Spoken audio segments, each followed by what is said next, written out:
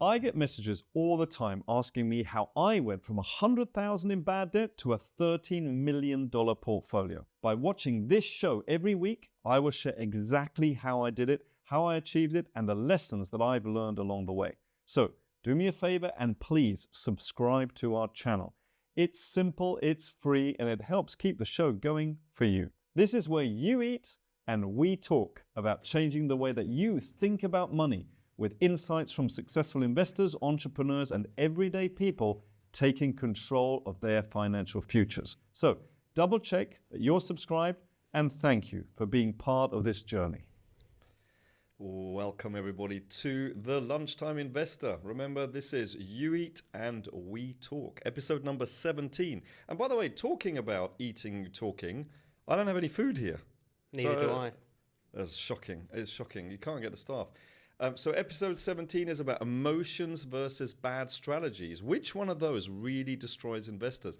And in order to really get clarification on that, we have in the studio the one and only Matt Gillies here. Welcome, Matt. Thanks for having me. I only took 17 episodes before getting here, so appreciate it. And we can't wanted wait to for invite this. you before. I can't wait for this. Yeah, can't wait. So let me introduce Matt. He's our senior sales manager within Investment Mastery. And in fact, many of our clients, it's his fault that they're part of the membership. And he overcome many personal challenges by changing his mindset. And I'd love for you to talk to us a little bit about that in a moment. But you grew 130,000 plus crypto portfolio, and that you did in just a few short years, which is really very, very impressive. So I definitely want to hear about that. And every pound invested is a seed for his daughter's future, Arabella, and he's just getting started. Let's talk about that. So what did you have to change? What mindset did you have to change? Well, growing up, I would say that I was someone that didn't really have too much direction. I was an interesting person. I say interesting when I was younger. And when we talk about mindset, I would say I had a victim mentality. You know, nothing went my way. You know, other people were doing better than me. I didn't really know what I was going to do. I didn't go to university. I didn't go to further education. When I was finishing school, I was very lost and took whatever came my way. But then really, since getting into the world of personal development, realized that is something that I had to change my views, not be maybe so much of a, let's say, angry and emotional individual, and get onto a path to get me to where I'm at now. And I do owe a lot of that to you, Investment Mastery, and the people that we've got that I'm surrounded by now. Environment is really important. And to think about the person that I was, you know, at 20 years of age, I'm 30 now, to who I am at 30, you know, I'm proud of that journey, and hopefully, if possible, inspire other people to do the same. Is focus on the mindset, and then results and things will come from doing that. You don't seem angry now. You seem very calm, very collected, very cool. Yeah, a lot of people do say when I meet them or I'm around them, they can't really see that side of me anymore. But you know, there's someone that we've got in the office, Paul. He can share some interesting stories about me when I was younger. But that was when I was younger, and I'm older now. Okay. Do you want to share any of those stories now? Who wants to hear some of those stories? Maybe we'll come on to those a little bit later. So you grew £130,000 crypto portfolio. How did you do that? Well, quite simply. It wasn't easy, but it was simple. So focusing on the crypto side it was after probably about a year of knowing about cryptos. I then started with the first £250 into Bitcoin, and then I was sort of dipping my toe in. And then it was really a workshop that we did where we had a speaker, spoke about crypto. I invested in that crypto, and then within about 6 to 7 months, it went up 2,500%. Is this Sebastian? Yes. And is this theta? Theta, yeah. And that's when I had the classic, and I always believe there's layers to investing where you start off small, right? And then you see, oh wow, this really works, and then you think, well, I wish I put in more. Okay. And that's where the mindset for me comes into play, because then when you go to do it, let's say the next time, and you start building positions in your portfolio, it's then, oh, I'm putting more money in here. This feels weird. But then when that pays off, it's just stacking up that evidence of But that's of good. success. So you're growing. Yeah. Some people don't. They just put the same amount in, even 10, 20, 30 years on. They don't actually grow with it. Yeah. Yeah. So just building on that, using the strategies, taking Is it important profits. to have a strategy? I think it's vital. I always acknowledge people for investing with no real idea what they're doing, You because acknowledge them? What do you mean? because most people never take that step. They think about doing something but never action it. So I acknowledge it in, well done. That's like one step. But now how can you implement a strategy? And the only thing that you're going to learn for the people that just sort of do it willy-nilly is that they then look back with the strategy. Well, if I applied the strategy, I would have made a lot more money, and then they start using the strategies. And I'm sure you sleep better at night as well, knowing that you have a strategy, right? Absolutely. Let's see what we have here. Yeah, welcome everybody in the chat. Let's see. It's probably emotions that destroy investors. Yeah, we're about to find great mindset change. Yeah, so what strategies? So Fun Videos is asking, what strategies work best for Matt? Great question. For me, it's the VCA in stocks. We spoke about the crypto portfolio. So you haven't even discussed the other portfolio. Okay, well, okay, fine, great. VCA in stocks and the CCA and small cap in cryptos, value cost averaging, crypto cost averaging. So simple, and I believe anyone can do it. Because you're a busy guy. So how many minutes would you honestly say it takes you a day? Be honest, though, on those strategies. That's a tough question, because sometimes it's no real minutes a week. Right. Because when you're following it, I only need to do something when the strategy tells me to do something. So what do you mean? It either goes up and you take a profit, or it goes down, you invest some more. Invest some more, and sometimes it doesn't do anything, and I carry on with my day, and that is a big. I'm going off piste here, but most people have the misconception about time. When it comes to investing, I don't have the time. I'm really, really busy. And it's only once then you have the information, do you realize, and you try and translate this when I'm speaking to people, is that it doesn't actually take that much time when you've got a strategy. No, because the market does the work. That's what people forget. You think, well, the market's going to be open from 9 in the morning till 2:30. No, you or 4 o'clock. You don't have to do that much. So where do you think it's going to go from here? You've got 130K. That's just your crypto. So you've got a stocks portfolio as well. By the way, is this all wrapped up nicely in some kind of a tax-free wrapper? Yeah, it's all in my ISA with stocks. And where I'm at now, I'm starting to do a bit more trading, but I would call myself an investor. When I started on this journey of, it was because I was in Thailand, and I wanted to trade from the beach. That was the thing. Trading from the beach. Yeah, classic.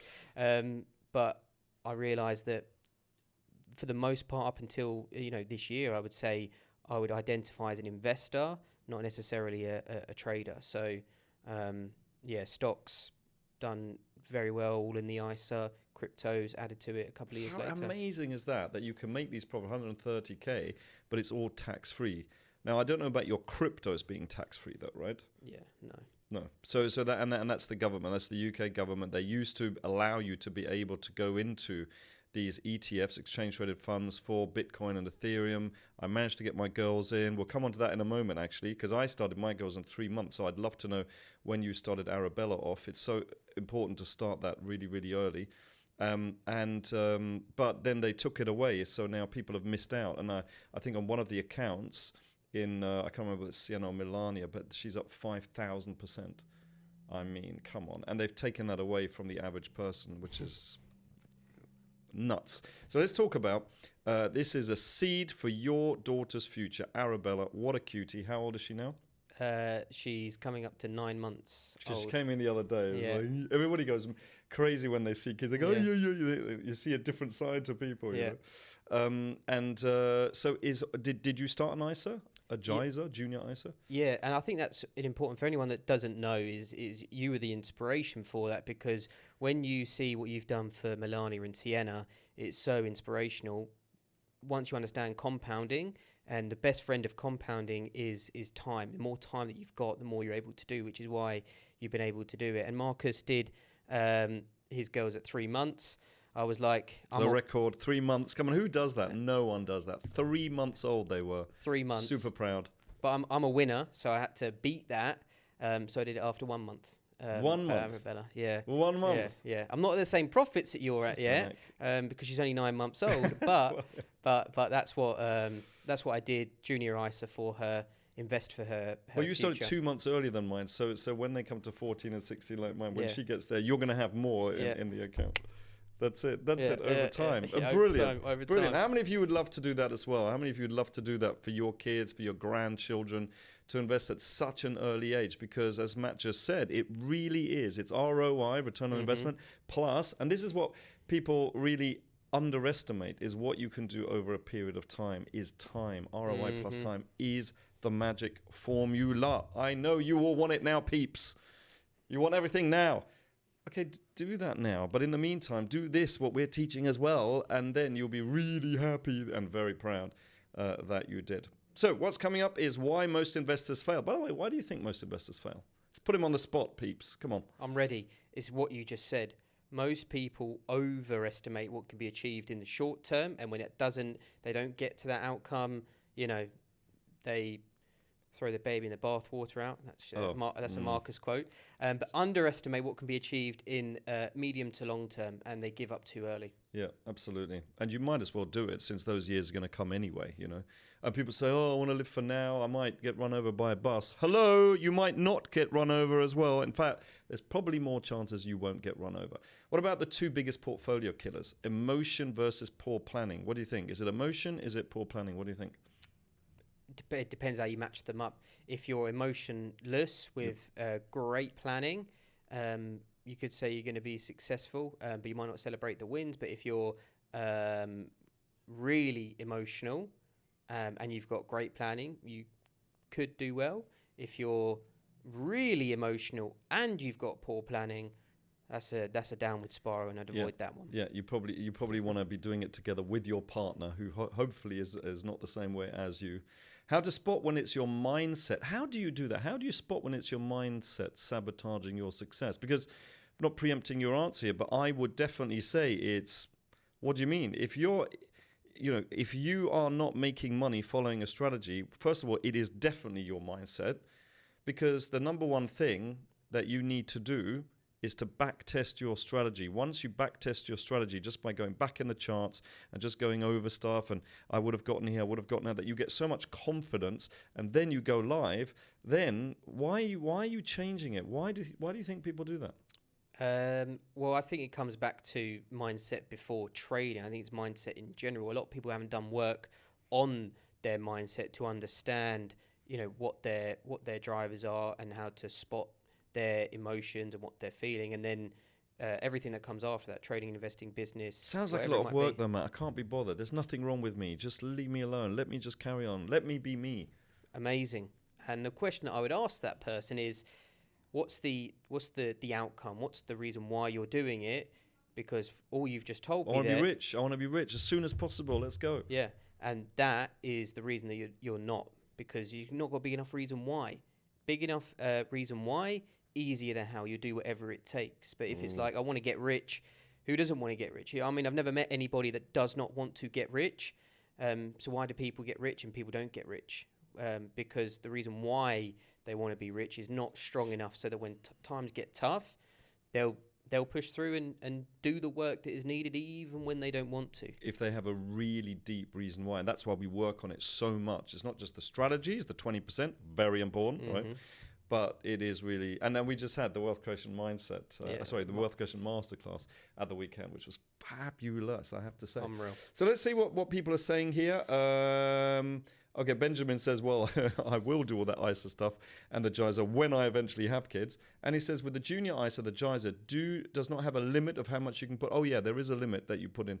Absolutely. And I don't know how much it is. Is it 6,000? Yeah. Something like that? I really don't know how much. It is amazing. Well done, guys. You're really securing your daughter's future. It is. And how do you feel about that, by the way?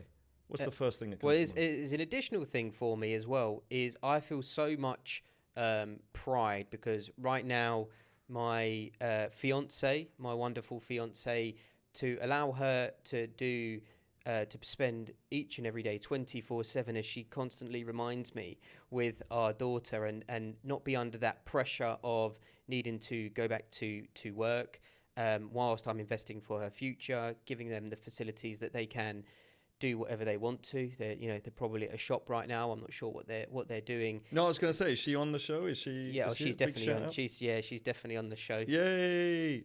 And Arabella. Yep. I love you both. Mama made it. It fills me with so much pride because that is for me, not for everyone, but I believe that is part of my role in life, is to be the provider and provide for my family. And hopefully she thinks I'm doing an okay job at the moment. But one of the things that I said in when I sent over some points is that I'm not living life as if I'm there. I'm just not even at half time yet. No, man, you're just starting. Yeah, just starting out. Absolutely. And by the way, if you are listening, Arabella, please write in the chat, is he doing a good job? All right, what else do we have? What about FOMO? Yeah, what about FOMO? What does FOMO stand for? Fear of missing out. Okay, what about that? There is this big kind of like, you see a stock going up, you see other people talking about something, you want to jump in. What's that all about? No strategy. Do you know, that's exactly what it is. No strategy. No strategy. You need a strategy that works. We talk about proven strategies, right? Because we've been doing this for 25 years and teaching for 21. What about Osolia saying it is scared of having no money at all, not being able to pay the bills? A good enough reason. Is that a good enough reason? I don't have enough money to pay the bills. That's a great one to get going, right? To get going. But you don't want to stay there for forever. I think it's consistency in what you're doing to get out of that situation. It's good to get off the mark. Definitely, because that's pain. Yeah. Pain moves people. You do more to run away from that situation than you will to run towards, oh, I want more money, I want more money. So it's better to focus at the beginning, at least, on I don't have enough money. And I always say, make it worse than it is, your pain. Don't make it better. Most people make it better. So what most people do is they don't feel good about their financial situation, so they go for a couple of drinks, or they go and watch the film. Anything to make themselves feel better. Let me ask you a question. After having those drinks, after watching that film, has anything changed? No. Nothing. So what I say is, like, make it even worse than it is, and the pleasure that you want for achieving what you want, make that even better. You know, make it even larger. Cool. All right, so now we're going to do a poll. What is your biggest investing challenge? Is it A, knowing when to buy or sell? When do you buy? When do you sell? Sticking to my plan. So this person actually has a plan. They don't stick to the plan, right? There's one thing knowing it. There's another thing sticking to it. And then handling the fear and the panic. Or is it avoiding? Here we go. Hype and FOMO, fear of missing out. Which one is it for you, peeps? Let's get that going. And everybody just choose the one that you feel is the one for you. And then we'll give you the results in just a moment. What is it for you? Or what was it when you started? Oh, actually, what was it when you started out? And what is it now, do you think? When I was starting out it would probably be D, because one of the biggest learnings that I got was being over diversified and following a strategy. I didn't have an issue with that, but there was always another thing, another crypto at the time to get into. Before I knew it, I had 80 cryptos in the portfolio, which was amazing until they all went down at the exact same time. And then following the strategy, realizing I didn't have enough money to get in, and that was a great learning, because I was like, okay, in order to follow the strategy, I need to have less things in the portfolio. I need to avoid. So let's talk about that, if you don't mind, because because people say that diversification is incredibly important, right?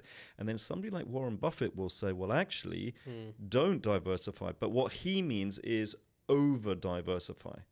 Because if you think about it, if you put your money into an exchange traded fund, and let's say there are about 50 to 100 different assets that they're in, well, half of them are going to go up, half of them are going to go down. And that's why they never make any money. And it sounds to me that you over-diversified. Massively.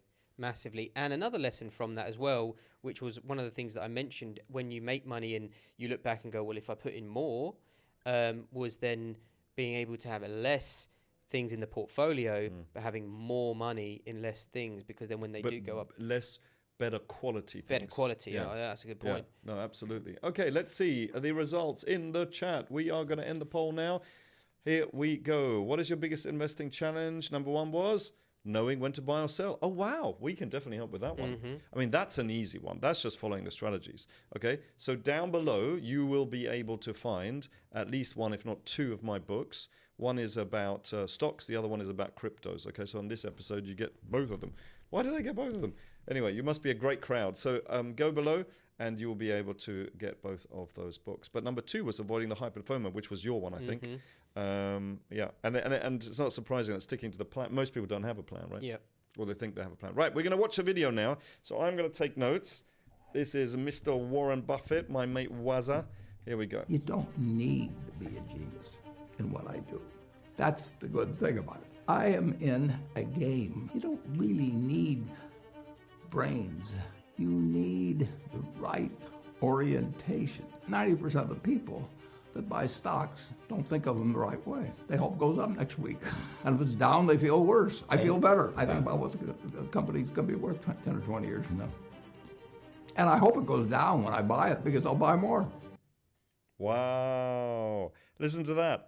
I hope it goes down more, then I'll buy more. Now, this is from one of the most successful investors in the world. His net worth, not of his company, but his own net worth is, wait for it, 100, if I said million, that would be pretty good, right?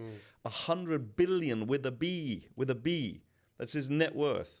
If he sold everything and he's just, that's pretty impressive, I have to say. I hope it goes down, then I'll invest again. He'll just invest again. That is so counterintuitive, Matt. What? That's Warren Buffett. Why would you do that? Why would I do that? Yeah, because you're not got billions that you're making for like Warren Buffett here. So that's how he made billions. Is by why would you do it? Investing in something that you really believe in. So if it's at a certain price, you get in. If it goes down, so you like it at this price, you're going to love it at this price, get in again. You're going to get married at this price, right? So you get in again. And most people know they panic and they sell because they don't really understand what they're doing. No. And the first thing that you said, they don't believe in, when they make a decision to invest in something, they don't believe it. It's more of a hope, like Warren said. They just hope that it's going to go up. And then when it doesn't, and then sometimes it's like you invest at the worst time, you hope it goes up. And it's like the market, the stock listen to you because it goes down straight away. And you're like, but that's because you don't have a strategy. That's right. Yeah, that's right. Simple. And, and when you think of strategy, does that mean I'm doing intraday trading and I'm like Wall Street and all this? Absolutely not. It's just a few minutes a day. Just the market does the work, Yeah. I don't think it's for this episode, but I tell you what, when it comes to the intraday trading generally, don't get me started on that. Don't get me started because I can go on that. We'll have you on. We'll have you on about the intraday. Yeah. But most people shouldn't do intraday trading. Let the market do the work. So Warren said there. He said when it goes down, most people feel worse, and he feels better. Wow. Now let us see what people are saying here. So the Centurion said, "Don't be like the crowds and panic when it goes down. They panic and they sell." Yep. Okay, and that's apparently normal. But then you've made a loss. Someone said it on the Wealth Creation Masterclass this weekend, and it's one of the weird things. There's no financial advice, but by following a strategy and investing in something that you truly believe in, outside of a black swan event, it's very difficult to actually lose money. Borderline impossible. That's what I'm saying. It's not financial advice because most people see it go down and then sell at a loss, and then it goes back up. And if they just held and hoped and held, which is not a good strategy, but it's better than selling at a loss, they would have ended up making money. Selling at a loss. Absolutely. And when you say black swan, by the way, a black swan event, just is something that nobody would have expected, like COVID, for example. Pandemic, and we all have to stay at home with masks on. I mean, who would have expected that, right? But the markets crash, and over several weeks they crash. We just used the strategy. Many of our members made 50% on their entire portfolio in just a few months, just following the strategy. So let's see. So the Centurion says, "Don't be like the crowds and panic." Justin says he's anti-crypto. He calls it rat poison squared. Absolutely. Now, we have covered this. It's the fact that why would you expect somebody like Warren, bless his cotton socks, who really has only started buying his first technology stock, which I think was Apple, just in the first few years. By the way, he's made more money in Apple than any other company. Warren Wazza. You should have gotten into technology companies first. He doesn't invest in anything he doesn't understand. And he's the person that plays bridge with the founder of Microsoft, Bill Gates. But he's never bought Microsoft strategies because he doesn't really understand what they do. You know? And over bridge, you could have asked the question. And I think with him is just listen to someone else when they talk about cryptos, because you've got him doing one thing, but then you look at Michael Saylor, totally different mindset, and that's the person that I would be listening to, because that's someone that's got skin in the game, serious skin in the game, investors' skin in the game. Well, okay, I'm going to listen to Warren on general investing habits. And but stocks. But not about cryptos. And not on cryptos, exactly. I have to drink here because this Lunchtime Investor Show is, I don't even get any food. It's the lunchtime, people, lunch. Have you had lunch? No. I don't. Is it just is it a man thing? Like 1 o'clock I eat. If I don't get food, I get hangry. 2 o'clock for me. I'm going to get increasingly aggressive here as this goes on. Good. Yeah, is that good? I'll match you. Okay, cool. So Rosie says if it goes down, but what if it doesn't go down? Oh wow, what a question. Well then you're Well, go on. Let me ask you. What if it doesn't go down? What if you buy it and it goes up? Yeah. Well, if you buy it and it goes up, well, amazing. We've made a profit. But what if it doesn't go down? All I would say to that is gain some experience. And your second point, strategy seems to be based on logic: buy low, sell high. Yes, that's exactly it. Yep. But when you look at pretty much anything, it doesn't really just go up. There's always opportunities. Always. You need to know what to do. There's always opportunity. And one of the points that I think is really important that I'd love to get across, which is good money management. Because most people, when it comes to investing, think, I've got money to invest it, even if it's not the right time. And when you look at something like COVID, the people that had good money management, good strategy, had cash available, were able to take advantage of some of the biggest discounts that I've seen in my experience so far. 50% drops on things like McDonald's and stuff. I was about to say, it wasn't just on the latest newfangled technology stocks. It was on blue chip companies that throughout the year might drop 15% maybe once a year, but normally they go like 5%, then they go up 5%, and they go up, and you go, when do I get in? They drop like 40%. I mean, that was like, hello? Yes. Like, load up the truck. The truck. That's it. Okay, let's keep going then. What else did he say? You don't need to be a genius to invest. Just as well. Look at us two. All right, I'll talk about myself. If he can do it, you can do it. All right, okay. That's my mentality no need anyway. For that. No need. Okay, and 90% of people use hope as a strategy. Wow. Yes. Do you know what we should do? We should start teaching the hope strategy, but work out what would the H stand for, what would the O stand for, the P and the E, and then it would actually mean something. You'll need to look at a company's potential over years to come, right? And that's what Warren does. He doesn't invest in a stock. Yep. Most people invest in a stock for a quick buck. Warren invests in companies, people, right? And have a long-term growth mindset. Why is it that people want the money now, yesterday? Oh, that's a great question, that one. You can make a fortune in the long term. Why do you want it now? This might be out there. I believe that the people that want it right now, the get rich quickers, where else in your life has that popped up, and how much success have you had in life? Because in my experience, in a lot of other successful people, much more successful than me, it's not an overnight thing, any success.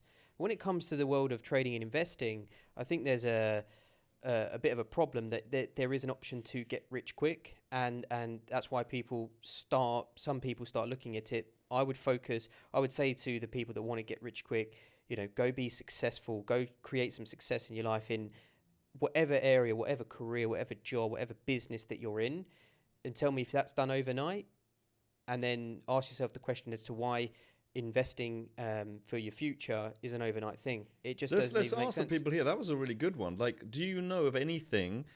Have you worked for somebody? Are you in a job right now where the success that person has had was overnight? I'd love to know, and I'm sure there is one out of 100,000. And someone's going to know one and prove us wrong. Yeah, go, hey. Let's see. When buying stocks, you make some profit. How do you pay capital gains tax? What do you mean how? You basically, I get my accountant to do it, but well, if you do it in your ISA, the capital gains is there is none. Yeah, there is none. Yeah, there is none. If you wrap it up in one of the tax If you're in wrappers the UK. that we have. If you're in the UK, absolutely. Junita says, I think most of these people who want to get rich quick are in survival mode. Yeah, so they have to. Yep. So they're like, I need money now. And unfortunately, therefore, with that mentality, you'll be the 90-90-90. Mm-hmm. Do you remember what the 90-90 is? 90% of traders lose 90% of their account in the first 90 days. 90% of new traders that don't know what even a strategy is or a stop loss is or risk management, right? Well, you're already screwed. Will lose 90% of their portfolio within 90 days. And of course you would. Mm-hmm. Of course you would. I would probably. If I was starting again, I didn't know what I was doing, I probably would. In fact, I have the viewpoint of if I was to go and do something like property that I have no experience in, I'm likely to, if I was just to do it by myself, not really knowing what I'm doing, I would probably make some mistakes and end up losing money. For sure. And I think what Rosie said there, getting a quick return, money is tight, and people in survival mode, I would say that, okay, learning this skill is going to be useful, but how can you go in your job, your career, how can you add more value? And by doing that, hopefully you can get more and then funnel it into something like your investing portfolio. Isn't it interesting that you have to give more in order to get more? It's like if you want more love, give more love. Mm-hmm. If you want more hugs, give more hugs. You got to give more. You got to give more. That's why I hug everyone. You do. You're a big hugger. Let's have a look at this one here. Can we share this, please? Because this is, and again, look, why do people like red bird, yellow duck? Okay, all right, that's their name. Okay.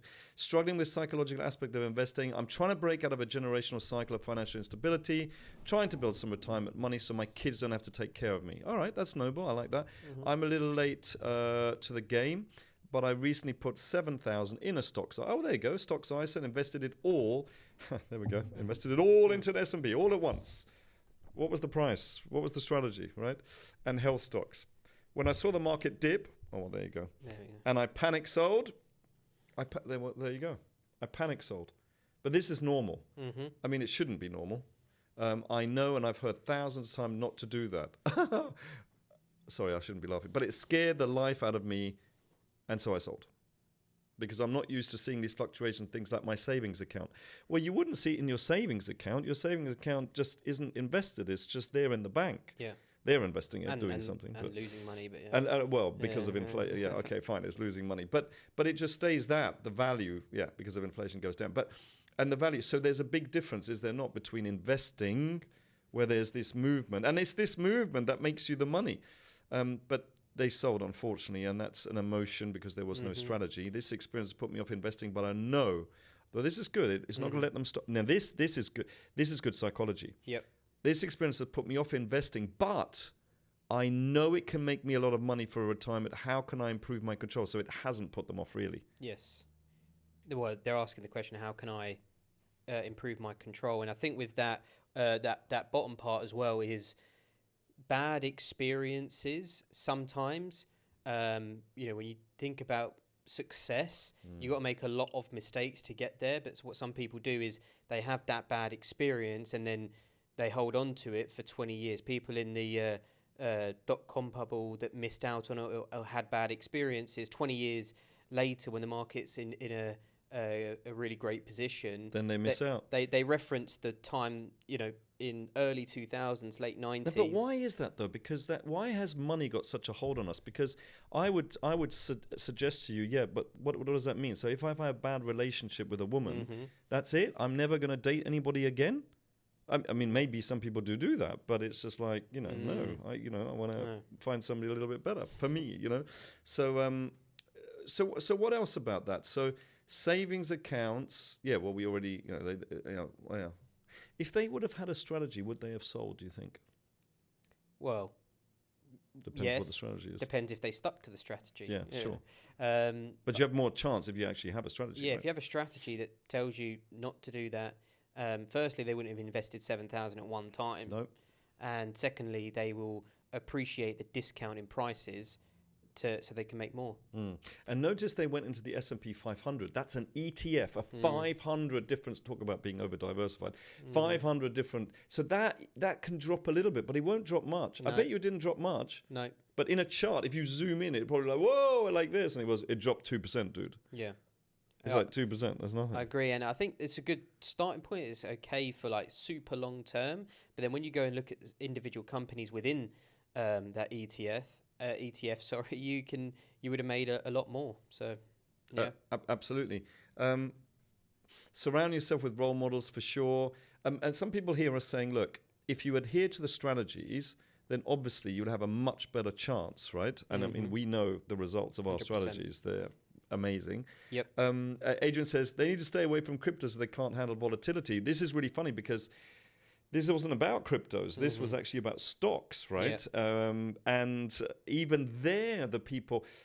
Stocks I used to consider to be volatile until I met cryptos. So stocks really isn't even that volatile. No. And that's everything. All parts of fear for me is due to a lack of information. Because then if you get the information about volatility, then crypto becomes Volatility's your friend. Holy grail. Yeah, it is, because there's more volatility. Yeah. But then just make sure you stick to the big blue chip. Don't go for number 21 million. Go for like number 1, 2, 3, 4, 5, and wait for that volatility. Yeah, absolutely. Okay. So when we're going to do another poll here, peeps, are you ready? Get your fingers ready. When do you tend to make your worst investing decision? Is it A, after a big loss, when markets are crashing, when everyone else is winning, when I think I'm due a win? I'm due a win. All right, cool. So go ahead, please, and let us vote on that. What about you? What do you think? I'm looking at those. I'm thinking, wouldn't it be after a big loss? Yes. When most people, after a big loss, want to go and cry in the corner, and they're not going to do it ever again until they do. So I don't think it would be that one. When markets are crashing, no, I wouldn't say that. I feel like making the worst investing decisions are not when they're crashing. It's when they're at the highest possible point, and you want to jump on the train that's already left the station. Yeah. So which one is it? I'd see. I like the way you're going through every single one of them. Okay, guys, everybody, 3, 2, 1, choose one, and we're going to end the poll. Go on, guess, see whether you're right. See. Let's see. Okay, when everyone else is winning. You cheated. Did you see? No, I didn't. You heard me. I was talking through them, and that's fine. It's all right. It's okay. When everyone else is winning, when I think I'm due a win. That's interesting. When I'm due a win, that's like totally illogical. It's right? like playing tennis 10 times, losing 9 times, and saying, well, the 10th time you really want to talk about that? Do you really want to talk about that? How's your shoulder? Listen, all I can say is Matt, he called me out and said, like, I'm challenging you to a tennis game. We played. Do you want to know the results? Do you? Let's just keep going. All right. So you decide. Do we want to show this? This is quite a good one to show, no? No, it's quite a good one to show. So there's 2 types, right? There's emotion-led investing and trading, and on the right, there's strategic. Okay. It sounds to me like it's the one on the right people should be doing. But let's have a look. In terms of decision-making, we did have the poll results. Okay, impulsive, fear, FOMO-based. You don't want that, do you? You want a rules-based, using pre-planned strategies. Risk management. Most people are like, what's risk management? Honestly, they have no risk management. They just put everything into one stock. Reactive or non-existent, right? And the strategic is clearly defined. Can you see the difference? It's like night and day. It is. Right? Go on, take us through some of these. Well, emotion-led. I've spoken to so many people. I actually worked this out. Over 30,000 people in my time here at Investment Mastery, and one of the tools used is such a common one: hot tip, social media, hype, and gut instinct. Gut instinct probably the least, but the hot tips, knowing someone that's done something. The amount of people that I've spoken to, especially cryptos, that they know someone at work or they heard about this thing, and you're thinking, okay, have you got any Bitcoin in the portfolio? You got any Ethereum? Yeah, but that's boring. Sort of like, yeah. It goes up an average of 80% a year on average for the last 15 years. That's boring. It's boring. Yeah, boring. And social media hype as well. It's, again, this is all information, but in cryptos, social media hype has lost people a lot of money because there's a thing called rug pulls, and people hype up something with loads of followers, and then they take all the money out, and all of their fans and followers lose money. So it's very common. Well, it's the market crash mentality: panic, sell, or freeze and do nothing. Yep. Whereas on the right-hand side, it's the exact opposite. They see it as a buying opportunity. What a difference. What a difference. Let's have a look at, can we look at the chat? We need to go down so I can look at the chat. I think we're going to do another audience poll. Can you believe it? FOMO again. Let's have a look. What do you need improve with your investing right now? Okay. What do you need to improve with, what's the question? What do you need to do? What do you need in order? Okay, what do you need to improve your investing? Okay, Yeah. Is it a more emotional control? More emotional control. Yeah. A clearer strategy. Accountability or mentoring. Or a stronger. Oh my goodness, they're all good. Well, give me a moment. Okay, well let's see what the others are going to say while you do that. I think let's go for it, guys. Let's do that poll. Pop that up. Are we ready? We're going to pop it up. Yeah. I'm Go going on. to start at D. Strong reason why I'm investing, because I think that's linked to A. If you have a real strong reason why you're doing it, your emotional control is going to be it should be much better if you know why you're doing it. So what do most people need? Oh, everybody, don't look. No, I'm not looking. I'm not looking. Every I'm not time. looking. A little bit like the tennis, but let's not go there. Whoa, you cheated. The stronger reason. Cheated. I'm going to go with stronger reason why. Most people want more money. Most people, chill out. Most people want more money, but can't define See that anger coming and through. clearly picture as to why they want more money. And when you don't know where the destination where you want to get to, tennis, for example, if you don't know how, a really good shot is, you're never going to be able to do a good shot. But in life, generally, I would say the why is the one for me. Would you say you know what a good shot is? Would you say? Personally? There's a thing, this is not relevant, but hustling someone is when you make it look like you don't know what you're doing until the big match, and then listen, everyone does that. Come on. Go on. All right, so here we go. Vote 3, 2, 1, and boom. I never said I didn't know what I was doing. Okay, more emotional control. What was another one? Accountability and mentoring. I guess that makes sense, because then they will give you a clearer strategy, number 2, right?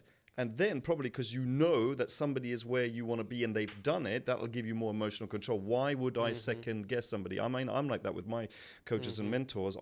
One thing that my coaches always said to me, I'm coachable.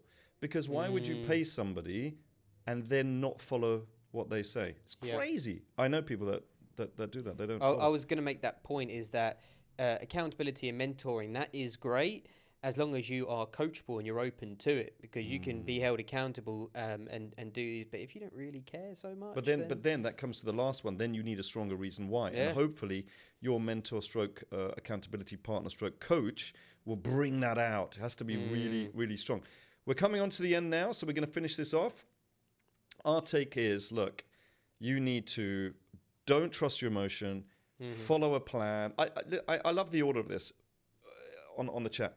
Get yourself an accountability partner. Well, accountability is afterwards, right? You need somebody who teaches you that strategy first. Definitely stick to that strategy. And the best way to do that, Matt, is to back test it. Go onto the charts in the past. Yeah. Go forward day by day. What would I have done? What would I have done, etc. And do that. We said that if you do that 200 times, by the way, you can do 200 in like 2 or 3 days.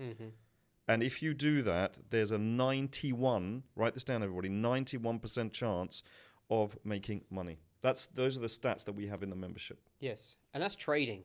Even when you go to investing, it's not even fully doing a back test, just seeing some of the biggest brands, companies that use their products, and you see the fluctuations in their stock price up and down.